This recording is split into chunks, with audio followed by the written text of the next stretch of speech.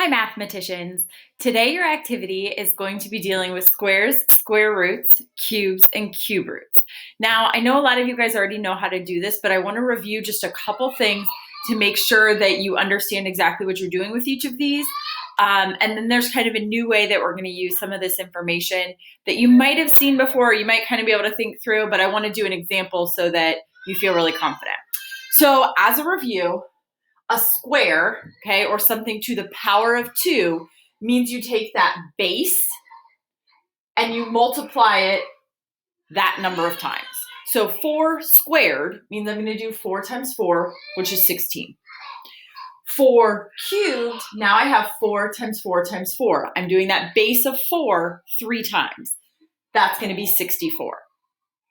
Now, I want to look, I'm going to kind of go across here. So now when I think about the square root of 16, I'm kind of working backwards on this. These are related, they're kind of those inverses. So the square root of 16 is going to be 4.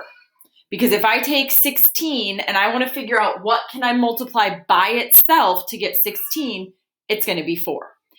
The cube root, okay, the cube root, you put a little 3 right there. That's how we see that it's different from the square root. The cube root of 64, so what number times itself again is going to give me 64? That's 4. Now, when I'm dealing with negative numbers down here, so this time I'm taking this negative number of 4 and multiplying it by itself. So I have negative 4 times negative 4. And I know there's a little glare there. I'm sorry, but I promise there's a negative sign there. Okay, so negative 4 times negative 4. Well, I know 4 times 4 is 16. And I know a negative times a negative is a positive. So I know that negative 4 squared is going to give me a positive 16. Now let's see what happens when we do negative 4 cubed. So again, I'm going to take that base of negative 4 and I'm going to write it 3 times. Okay, my little negatives, guys. There we go. Hopefully you can see that. So negative 4 times negative 4 times negative 4. Let's first multiply our numbers. 4 times 4 times 4 is 64. Now let's think through our integer rules here. So I have a negative times a negative, which gives me a positive. That times a negative now gives me a negative. So my answer to negative 4 cubed is going to be negative 64. So just make sure as you're doing things with exponents, you're keeping in mind all of our integer rules. They still apply. The other thing you're going to be doing today with your activity is you're going to be estimating what numbers a certain square root would fall between. So one example is if I'm trying to find the square root of 18. Now, first of all, no one's going to be able to find that without a calculator. That's fine. For today's activities, use your Desmos calculator. It's linked in the activity. If you don't already have it bookmarked, use it. But I do want you to think through, okay, so 18, when I take the square root of that, what whole numbers is that going to fall between? Well, I know that 4 squared is going to give me 16, and I know that 5 squared would give me 25. So that tells me that something squared to get 18 is going to fall between here. Does that make sense? We can kind of think through it the reverse. The square root of 16 gives me 4.